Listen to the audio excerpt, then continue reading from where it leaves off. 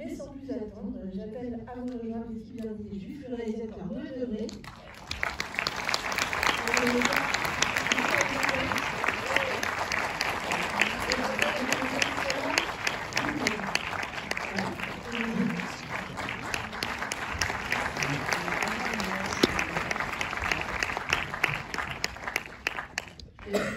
Bonsoir, bonjour tout à l'heure par Annie Chaoui.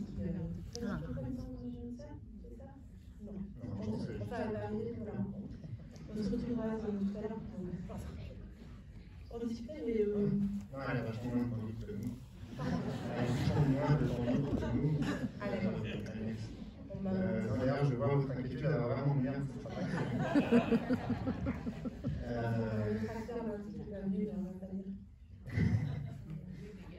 On est ravis de vous présenter le film et je ne sais jamais quoi dire au début en fait. C'est un exercice difficile. Pardon? C'est un exercice difficile. Ouais, et voilà, on est ravis. On a fait quelques projections déjà, mais c'est à chaque fois différent. Et on a hâte de parler du film avec vous.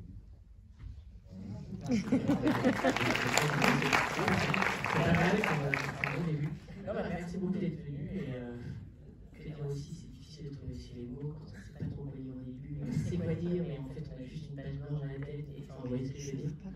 Et non, bah, l'export des CP est fait. L'étrangeté, quoi. Merci. Et beaucoup. Je voulais remercier notre partenaire Rancard Méliès, l'association de spectateurs qui là ce soir est très fidèle.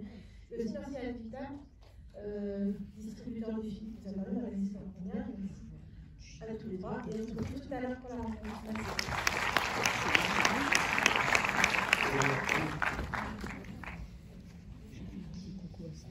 Quitter une amie, je vois encore ses yeux mouillés de pluie, que la pluie de l'adieu.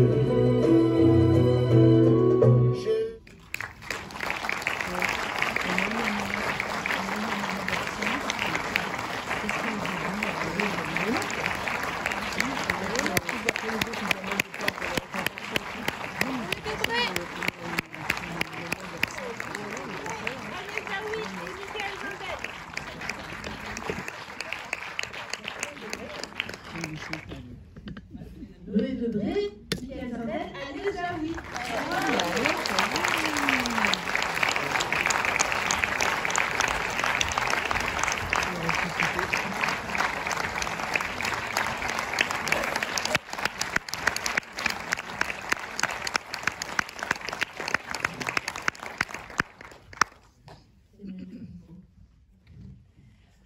Merci beaucoup à tous les trois là. Je vais, comme d'habitude, poser quelques premières questions et dès que vous avez envie de prendre la parole, signalez-vous. Parce que bien sûr aussi dans cet échange. Peut-être moi, je vais te poser la première question, c'est ton premier long métrage que tu as écrit et réalisé. Peut-être tout simplement te demander comment tu as eu envie de raconter l'histoire de cette famille de deux personnes. Et peut-être comment t'es venu l'idée de ce ton poétique et humoristique. Bien sûr. L'idée du film est venue, j'ai vu un court-métrage allemand dans un festival dans lequel il y avait un court-métrage que j'avais réalisé qui était projeté. Et bref, dans ce film, ça raconte l'histoire d'un jeune juif russe en Allemagne. Et il y avait cette image de ce type qui se balade au milieu de Tours. Et ça m'a frappé, je me suis dit que cette histoire des juifs des quartiers populaires en France n'avait pas été racontée, cette histoire contemporaine. Mais presque immédiatement, j'ai eu comme un mouvement de recul par rapport à ce sujet très compliqué, et c'est là que j'ai pensé à Michael Zardel. C'est là qu'il travaille. Je me suis dit que si c'était Michael qui... Je l'ai perdu, voilà. Si c'était Michael qui interprétait le personnage, en fait, il m'amènerait à un endroit de poésie et de comédie comédie qui me permettrait de prendre le sujet différent. Michael avait déjà joué dans certains de tes courts-métrages, je crois. Voilà, on a déjà travaillé ensemble dans deux courts-métrages, dans lesquels il avait des rôles secondaires, mais c'était inévitable, j'allais finir par écrire quelque chose entièrement pour Michael. Donc je me suis résolu. Peut-être on peut te demander, Michael, comment toi tu as accueilli ce projet de long métrage, de premier rôle, quasiment de chaque plan, et cet univers aussi que tu connaissais, j'imagine, puisque tu as tourné avec lui, mais développé sur un long métrage, qu'est-ce que tu t'es dit? Moi déjà j'étais pion à l'époque, et je voulais pas faire une carrière dans le pion, donc j'ai un peu hésité et tout. Sauf que en fait Noé m'a menacé un jour, il m'a dit si tu fais pas ça, je te jure. Et donc j'ai accepté quoi. Je comprends. Je vais rester au collège où j'étais. Peut-être pas trop tard. Non, ça va, je suis bien. Ça y est, maintenant je suis. Ça y est quoi. C'est trop tard. Je pense que tu as fait le bon choix. Mais est-ce que ce personnage, dans le dossier de presse, on parle d'un peu de référence à chaque ligne d'un personnage comme ça qui. Je suis désolée, mon micro saute, je vais aller en changer dès que j'ai fini cette question.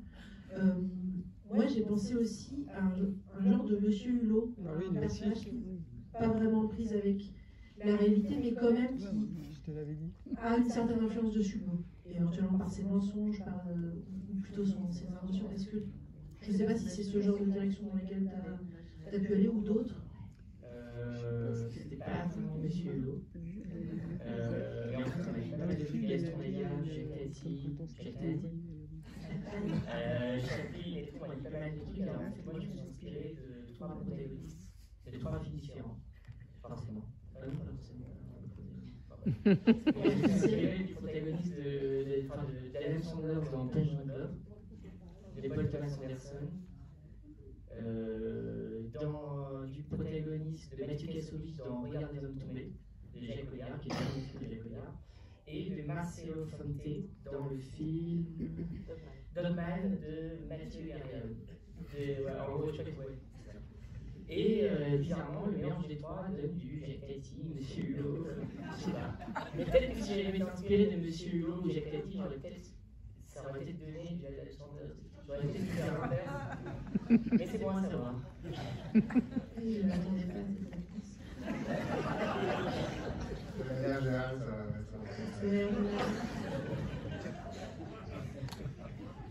Agnès, un petit peu dans la même idée, j'ai envie de te demander peut-être comment tu as toi reçu ce scénario et comment on peut.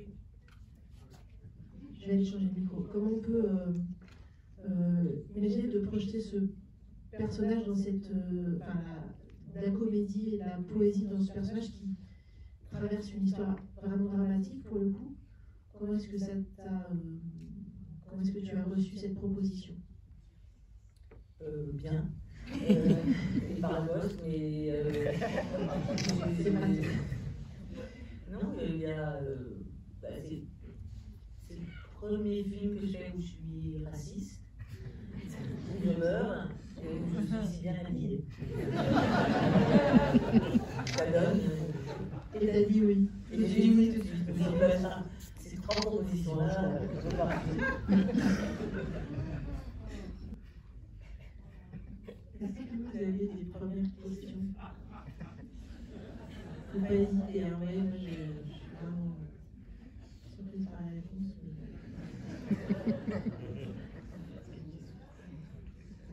Bonjour. Ah, j'avais pas vu, pardon.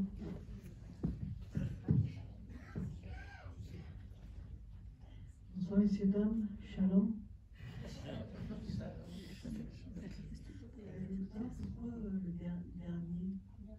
Pourquoi le dernier? Ouais. Pourquoi le dernier?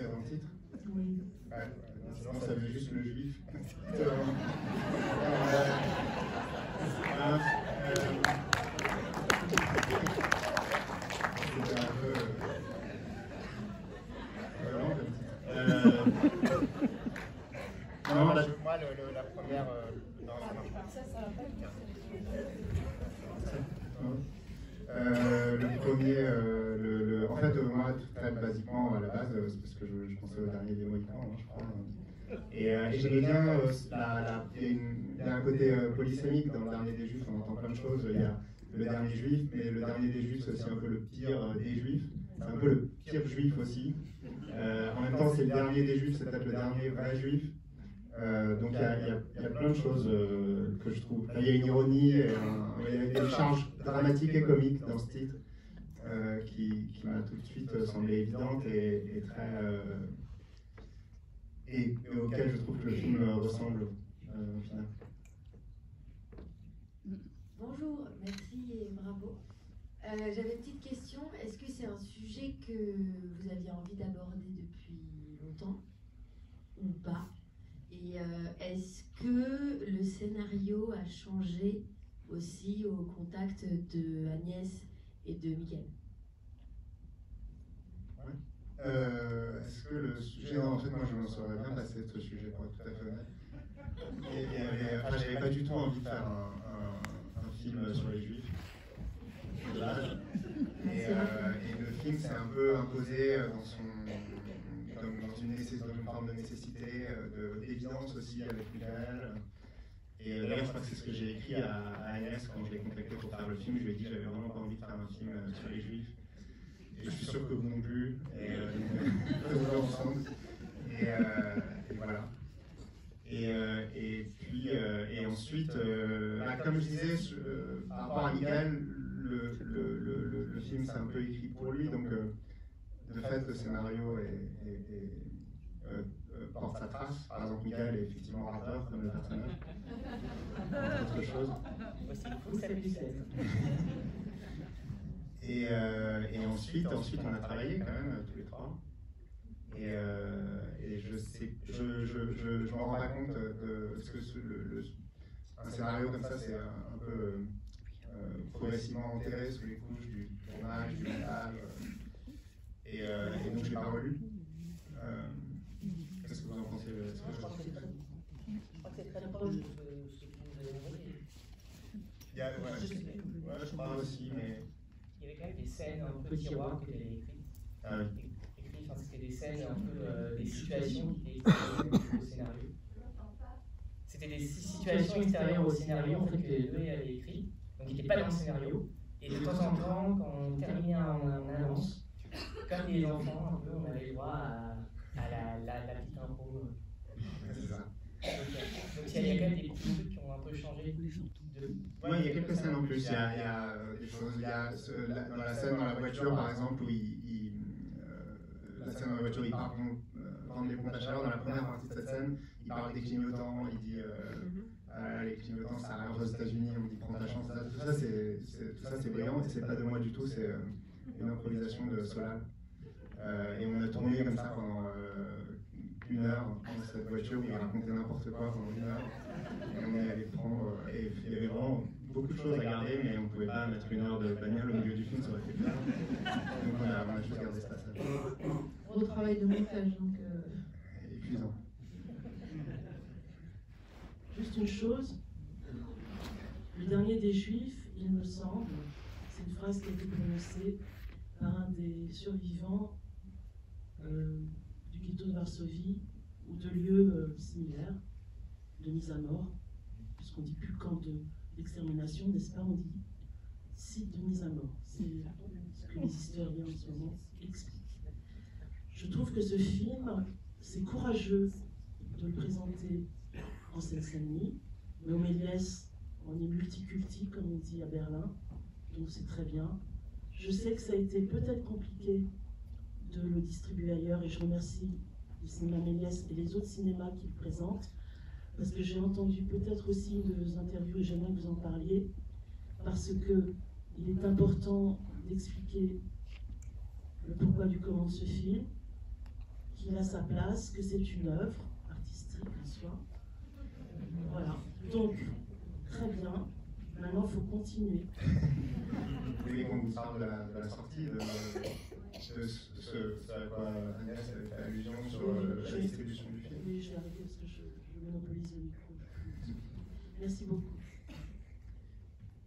sorti. Oui, le film sort dans le contexte qu'on sait, donc cette date en l'occurrence était fixée depuis un moment. Et donc, suite au 7 octobre, on s'est assis avec les distributeurs pour parler de la sortie, qu'est-ce qu'on faisait, est-ce qu'on maintient, est-ce qu'on repousse. Alors bon, si on repousse après quoi, quand il n'y a plus d'antisémitisme, c'est pas forcément le plus commercial, le plus prometteur. Si on attend la paix au Proche-Orient, on est plutôt battu, je crois. Donc on a décidé de maintenir.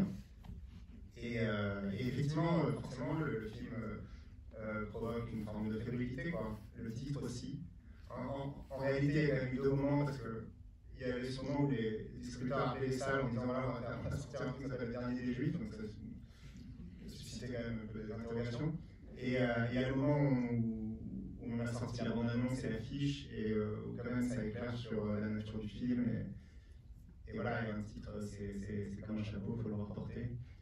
Donc ça a beaucoup, je pense que ça a aussi des rendus, et puis aussi, c'est des remarques qu'on fait, c'est des inquiétudes que les gens ont uniquement avant d'avoir vu le film. Et nous, je sais pas si tu veux dire un mot là-dessus sur le fait de sortir le film en ce moment. Évidemment, je pense que c'est au contraire très important de sortir maintenant, de sortir de toute façon, et de ne pas effectivement attendre je ne sais quel apaisement. Et puis c'est important. Moi, c'est vrai que j'ai lu le scénario comme ça avec fébrilité et avec inquiétude. Et à un moment, je me suis dit, si on laisse ces sujets uniquement à Zemmour et à l'extrême droite, c'est embêtant. Il faut qu'on s'en empare aussi, il faut qu'on puisse en parler aussi, et qu'on puisse se parler sans être forcément dans l'invective et dans choisir un camp et tout mélanger. La force de ce film, c'est aussi qu'il est drôle, et qu'il est drôle parce que sur un sujet qui ne l'est pas, c'est sûr, et sur l'absurdité, sur une situation tellement absurde, puisque en plus c'est des Juifs d'Afrique du Nord, je le suis aussi, et que on a tellement de choses en commun, les gens d'Afrique du Nord, et les Juifs d'Afrique du Nord, et les musulmans d'Afrique du Nord, que c'est complètement hallucinant qu'on puisse en arriver là. À ces tensions, à ces juifs qui sont par centaines de milliers. Et donc il faut pouvoir en parler. Moi, c'est vrai que j'étais dans une sorte de déni vis-à-vis de ça, parce que j'habite dans un quartier très privilégié à Paris, et que voilà, j'avais pas. Puis je crois que j'avais pas envie de le savoir. J'avais pas envie de voir cette réalité et de voir ces séparations qui peuvent exister et qui existent. Il y a aussi de moins en moins d'enfants juifs dans les écoles publiques. Il y a aussi de moins en moins de professeurs juifs. Enfin voilà, il y a quand même. Et puis il y a des menaces et des actes antisémites malheureusement tous les jours. Donc il faut en parler. Voilà. Il faut en parler évidemment sans faire d'amalgame. C'est toute la difficulté. Et parce que la majorité des musulmans ne sont pas comme ça, mais voilà, ça existe aussi. Mais c'est difficile, et en même temps, je pense que c'est plus que jamais nécessaire de pouvoir discuter ensemble, voilà, de pouvoir nommer les problèmes pour les affronter et pour les dépasser.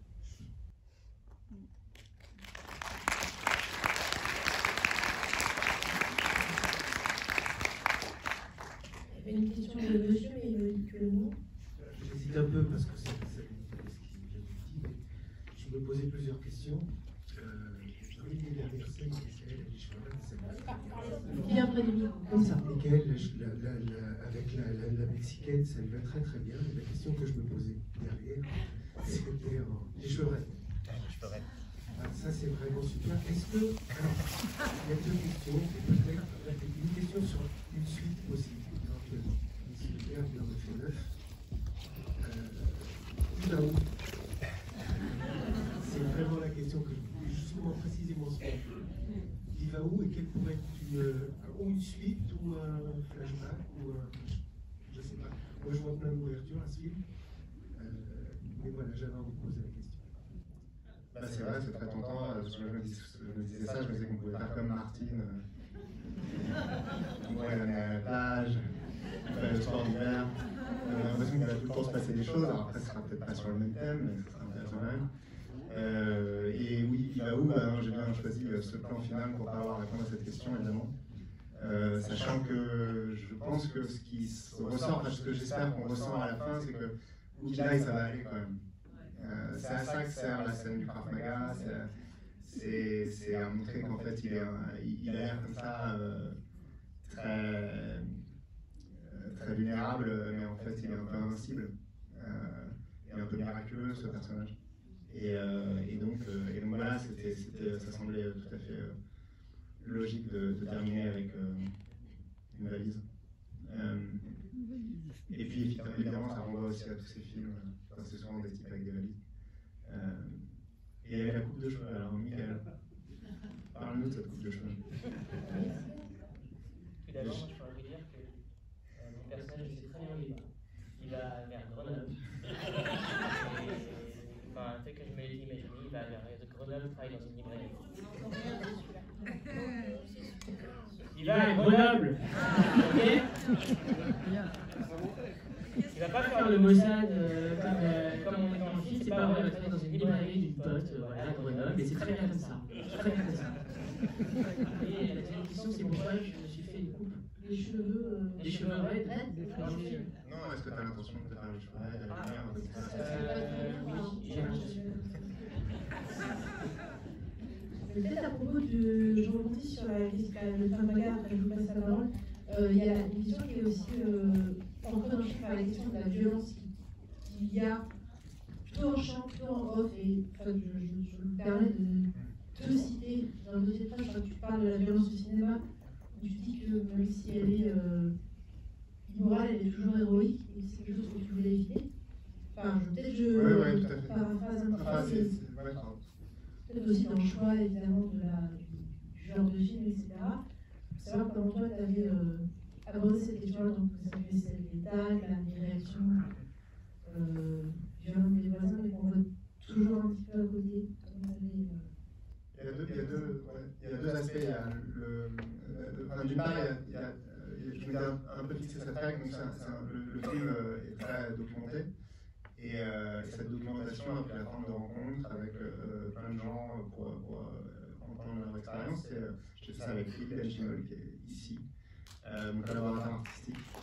Et on a rencontré plein de monde. J'ai un peu fixé comme règle que tout ce qu'on verrait à l'image dans ce film serait des choses qu'on nous aurait racontées. À minima, lu, il y a peut-être un ou deux trucs que j'ai lus, qu'on n'a pas raconté. Mais donc, ça, c'était une première règle. Et puis, sur la question de la violence, en effet, en réalité, à l'époque, quand j'ai écrit le film, c'était pas très clair pour moi, mais j'avais un peu ce sentiment de pas croire que la violence pouvait occuper cette place-là dans le film, en tout cas d'avoir cette intuition que la violence ne pourrait pas être explicite. Et effectivement, en y réfléchissant après, je me suis aperçu que je pense, aujourd'hui ce que je crois en tout cas, c'est qu'en fait, quoi qu'on fasse, le cinéma glorifie toujours la violence. Il y a des films comme ça qui prétendent dénoncer la violence en la décrivant ou en l'opérant. Et en réalité, je crois que c'est une escroquerie. En fait. Je crois que quand on produit de la violence à l'image, au cinéma, en fait, on la glorifie. Et donc, mettre de la violence dans le film, ça aurait été glorifier une violence antisémite. Ou alors, il y avait un autre schéma narratif qui consistait à avoir la violence antisémite derrière la vengeance, avec encore de la violence, etc. Et en fait, je pense que tout ça est dangereux. Juste que, je crois que...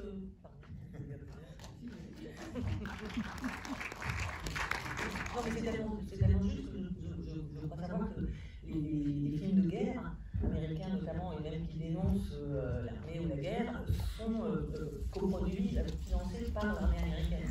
C'est pour dire que, de toute façon, il y a ce complètement d'accord. Oui, non, bien sûr, je pense ça, je pense en tout cas qu'on a... Après, moi, il y a plein de films violents que j'aime bien. Ce que j'aime bien, c'est l'hypocrisie, c'est de dire que grâce à oui, regardez, en fait, je montre cette violence, mais au fond, ce que je fais, j'ai une posture morale parce que, au fond, je montre qu'elle est vaine. Et je ne crois pas à ça, je pense que c'est des justifications malhonnêtes ou naïves, au mieux. Et voilà, donc je ne voyais pas de la violence se manifester explicitement. Pour autant, c'est marrant parce que par exemple au montage, etc., les discussions qu'on avait, c'est que les gens vivent quand même des choses qui sont pourtant au final assez anodines, les vivent de façon très violente. Le type qui refuse d'entrer chez eux à cause de la mezouza, les gens en parlaient comme d'une scène violente. Enfin, on parle comme d'une scène violente parce que la violence est d'une autre nature, en fait, et quelque part ça suffit. Là, ça crée un personnage qui encore un regard par un discours pour résumer. Absolument. Et ça, c'est une scène de clown que Michael a répété et chorégraphié avec un formidable comédien qui s'appelle Léon Antonin Lutou. Je pense à lui d'ailleurs parce que je l'ai vu jouer à côté au théâtre de Montreuil. Et donc voilà, ils ont écrit cette scène et c'est eux qui ont eu cette idée du bisou, par exemple. Alors, moi je voudrais m'adresser à Agnès Jaoui, que j'ai vue à Noisy-le-Sec, dans une salle de spectacle qui s'appelle Les Bergeries. Elle était dans son salon avec Alice Pagard, que je connais bien aussi. Et donc, j'ai reconnu Noisy-le-Sec, justement, à la médiathèque, la salle des Bergeries. Est-ce que vous avez tourné la majorité du film à Noisy-le-Sec ou ailleurs? Parce que dans le gymnase, on voit Noisy-le-Sec. Et au début, j'ai cru que le marché, c'était à Sarcelles.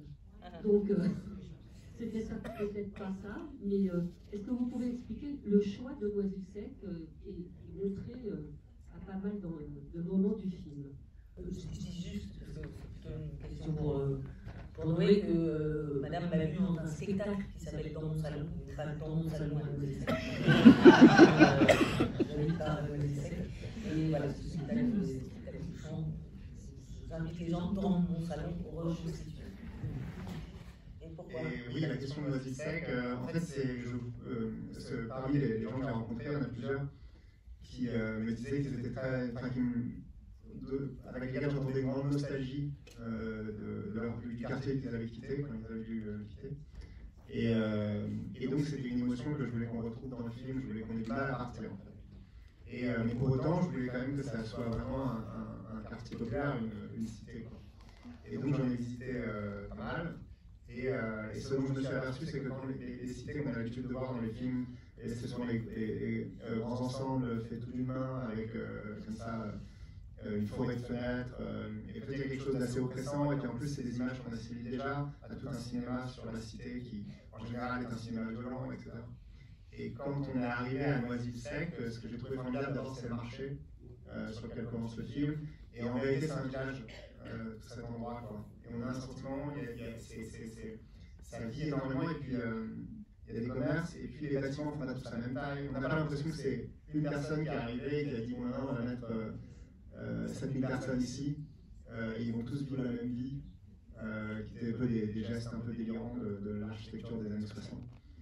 C'est ça qui a pas ça, c'est de l'habitat qui date de la même époque. Je ne connais pas l'histoire de la ville, je vais la curiosité de me renseigner, je reconnais. Mais voilà, les bâtiments font pas la même taille, ils ont des couleurs différentes, etc.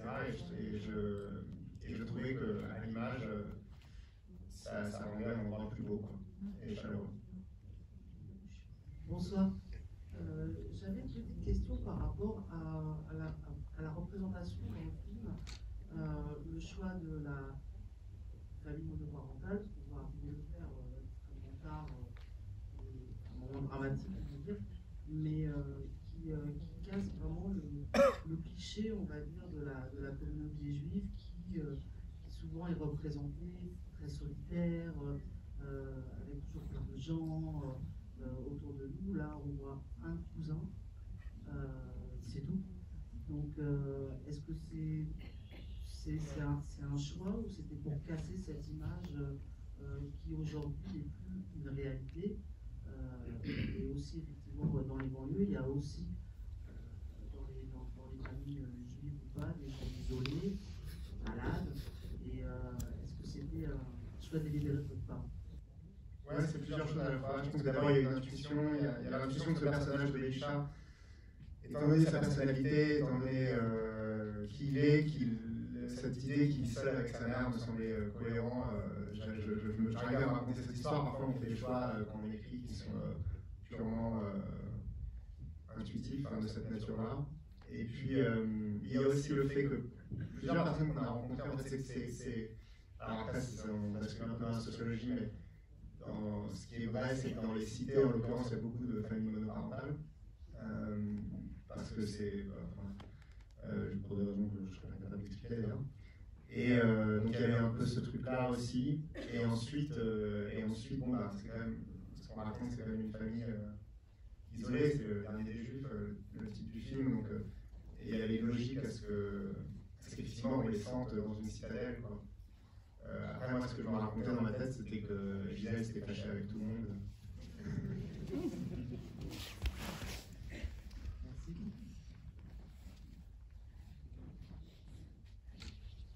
Bonsoir, merci beaucoup pour ce magnifique film. Je rejoins effectivement le côté un petit peu Jacques Tati pour le village, qui commence au début, c'est vraiment un petit village où tout le monde se connaît.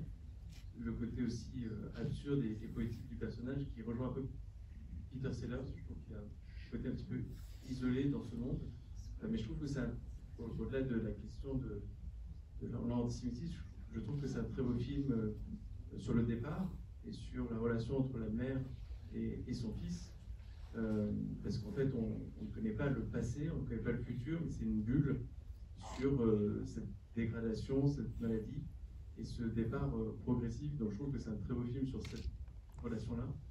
Et je voulais vous demander à tous les deux comment vous aviez construit cette relation pour ce film. Merci. Je suis d'accord avec vous, c'est vrai qu'il y a beaucoup de départs. C'est aussi un film sur l'exil, c'est aussi un film sur ce qui reste une culture et comment ça se transforme ou pas. Je pense que vous avez compris qu'en rencontrant Michael, on est obligé de l'aimer. Et que c'est extrêmement facile de se sentir sa maman, d'avoir envie de le protéger, d'avoir envie de. Enfin voilà. Et puis bien sûr, on a répété avec Noé, avec elle. Et voilà, je crois que. Ce qui s'est passé, c'est que quand on va au CNS, on a les. Et puis en vrai, je crois qu'on s'est. Enfin, se raconter, c'est bizarre parce que si on se raconte pas des choses quand on a des relations, tiens, lui, ça va être mon ami, j'ai envie de me raconter. Enfin, c'est comment ça s'est créé après sur le plateau. En fait, je pense qu'il y a des choses. Enfin, je sais pas, sur les tournages, je sais pas, il y a un truc où il y a un côté humain où il faut laisser la magie faire le truc, quoi. Enfin, faut laisser le. Tu vois ce que je veux dire ou pas? Faut pas. Non, mais toi, t'as les répètes, on a les dialogues et tout, et après, t'as la relation mère-fils, tout ça qui s'écrit pas, qui se prépare pas. C'est du feeling et du. Comme dans la vie, quoi. Et avant de passer la parole à monsieur, juste pour compléter, c'est pas vraiment une question, c'est moi, ce que je trouve assez ouvertement dans le film, c'est je pense que peut-être pour chaque spectateur, il y a un moment différent où on comprend que son départ ne peut pas être le départ de la cité, mais le départ, le grand départ. Et moi, ce moment où j'ai compris que c'était de ça dont elle parlait, ça m'a vraiment bouleversée. Et je me dis que peut-être, en fonction de chaque personne, ça arrive à un moment différent, et ça, c'est assez beau. Oui, bien sûr, c'est vraiment un film sur comment c'est possible de vivre sans sa mère. Monsieur. Oui, bonsoir. Ensuite, je voudrais poser une question à Agnès Jaoui. Bonjour Agnès. Je ne comprends pas pourquoi, tout à l'heure, quand vous vous êtes présenté, comme moi quand vous avez parlé, vous avez dit c'est la première fois que je fais un film raciste, ou je suis raciste. Je ne vous ai pas vu raciste. Non. Je vous ai vu plus nostalgique dans Affaire 18 que de voir arriver là. Et bon. Et après, c'est vous. Ma première phrase, c'est qu'il y a de plus en plus de noirs, enfin, c'est-à-dire que je vois les gens quand même, et puis après je lui demande de ne pas écouter les arabes. J'ai évidemment comme ça. Non mais là où je comprends ce que vous dites, c'est que justement elle est raciste sans être raciste et sans enfin, voilà, elle débite des clichés sans même réfléchir. Et qu'à côté de ça, on voit que 2 minutes après, elle rencontre une femme d'origine maghrébine et qu'elle est trop contente de la voir et qu'elle dit, ça me rappelle quand en fait on est bien, on est comme chez nous, et ça lui rappelle le Maghreb où elle était entrée. Mais justement, c'est la force de ce film, c'est de montrer tous ces clichés que chaque communauté, comme on dit, trimballe les unes sur les autres, chaque a priori, chaque préjugé, et très souvent c'est vide derrière, ça veut rien dire. De la même façon que tu dis, j'aime pas trop les juifs, mais toi je t'aime bien, puis après on se rend compte qu'il n'en connaît pas d'autres en fait, donc etc. C'est vraiment le grand talent de ce film. On va dire un personnage totalement Dalai Lama. Alors, au passage, j'ai été très surpris de reconnaître Maurice, le tout début, celui qui ferme la boutique, et Josette, sa sœur. C'est donc Maurice qui joue l'épicier au début, l'épicier qui ferme. Et en fait, c'est le frère de la dame de l'agent juive, Josette. Et tous les deux tiennent une brocante à. Tenez, je crois. Pardon? Tenez, non? Oui, ils tenaient. Enfin, je crois qu'ils ont déplacé maintenant. C'est Ellie qui est dont je parlais tout à l'heure, qui est là, qui est toujours là, qui non seulement a travaillé à la recherche pour le film, mais aussi a fait ce qu'on appelle du casting sauvage, pour essayer de trouver, parce que c'est quelque chose que j'aime bien, avoir comme ça des acteurs qui viennent de différentes traditions du jeu. Le micro derrière vous, à gauche. Voilà. Oui, bonsoir. Bonsoir. Moi, je voudrais poser une question sur le reconnu. C'est marrant, surtout des dialectes par rapport. J'ai pensé à Baki. Sur les dialogues, je voudrais penser à ça pour peut-être certains dialectes. C'est très pratique. J'ai pensé à Baki, tellement c'était fort et avec beaucoup d'humour. Merci.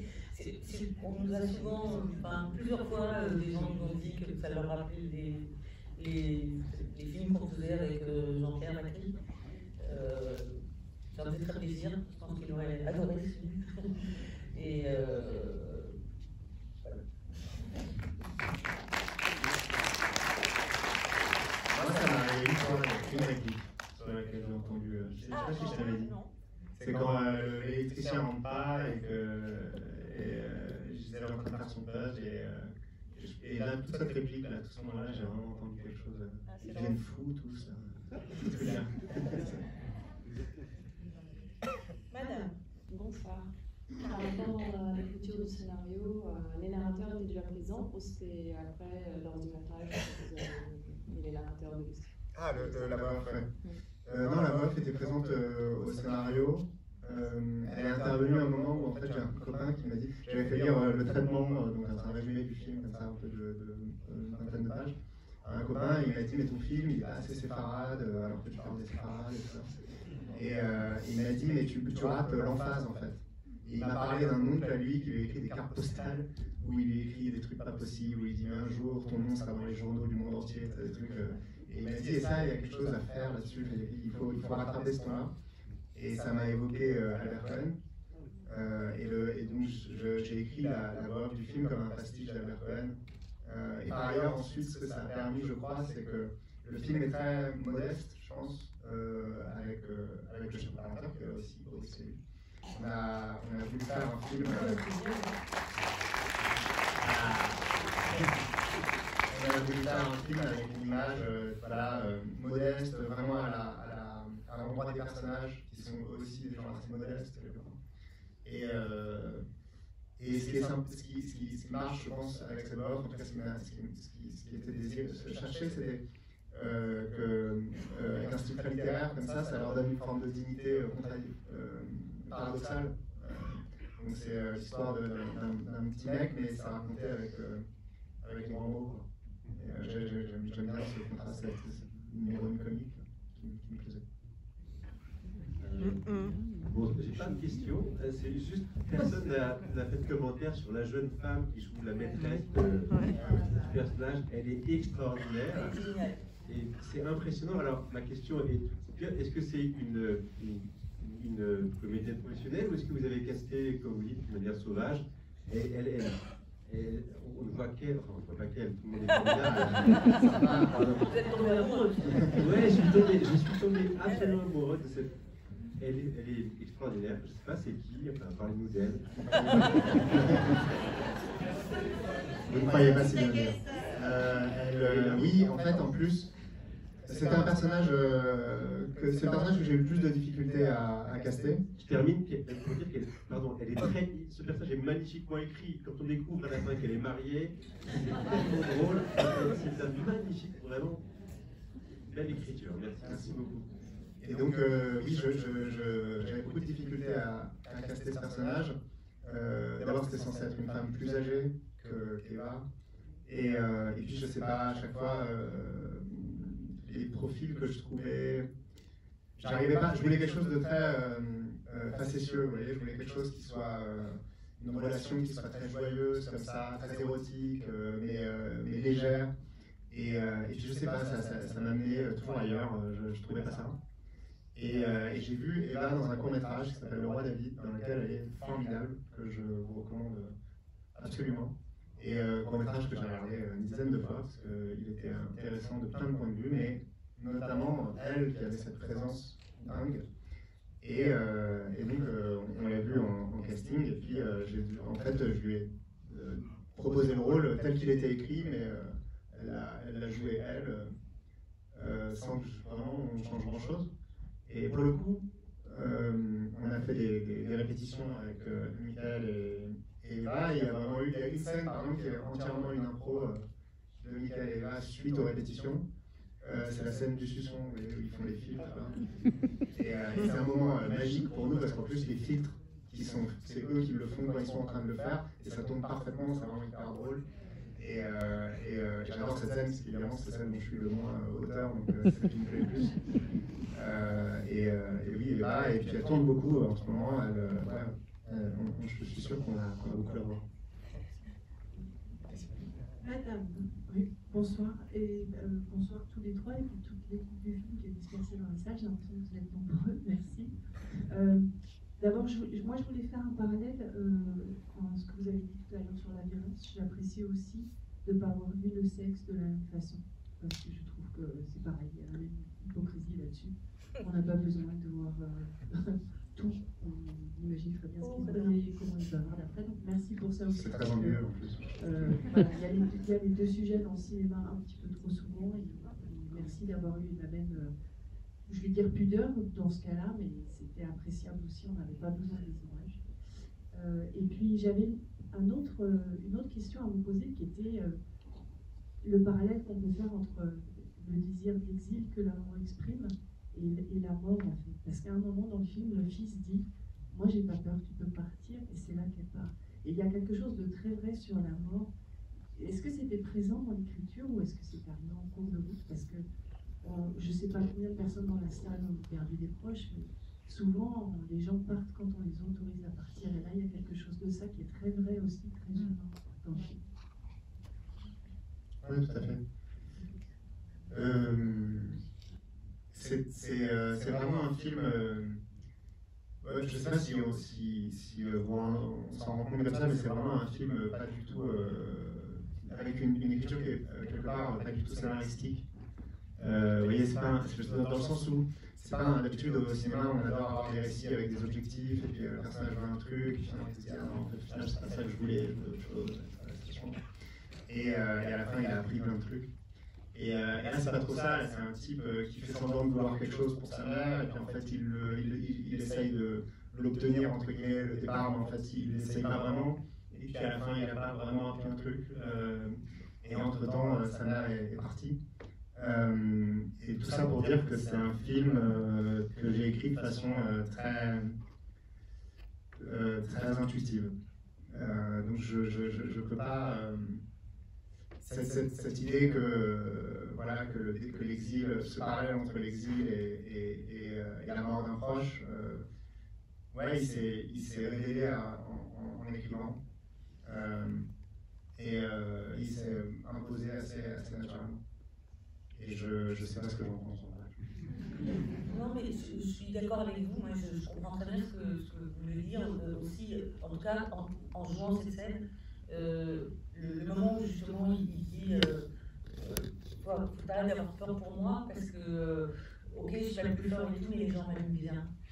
Et moi, ça me bouleverse complètement. D'ailleurs, on peut le dire, on a pleuré à chaque prise. Mais réellement, enfin, voilà. Et je trouve que c'est aussi toute la beauté de ce film de montrer la force de la faiblesse, enfin la force d'un personnage qui n'est pas justement un super-héros qui tue tout le monde avec des gros muscles et une grosse mitraillette, mais effectivement, et c'est vrai dans la vie, on veut toujours être performant, mais la plus grande des forces, c'est d'être aimable. Et c'est la force de ce personnage, et c'est vrai qu'à chaque fois qu'il me disait ça, ça me foutait par terre, et c'est bon.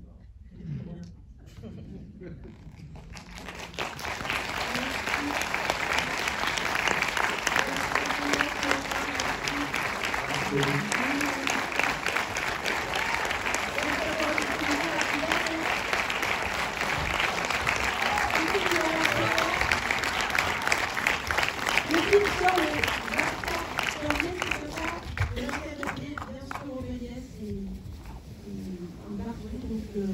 Je crois que ça vous a plu. Donc, parlez-en autour de vous, et on va voir que ça vous êtes une très très bonne soirée et je compte sur vous pour dimanche.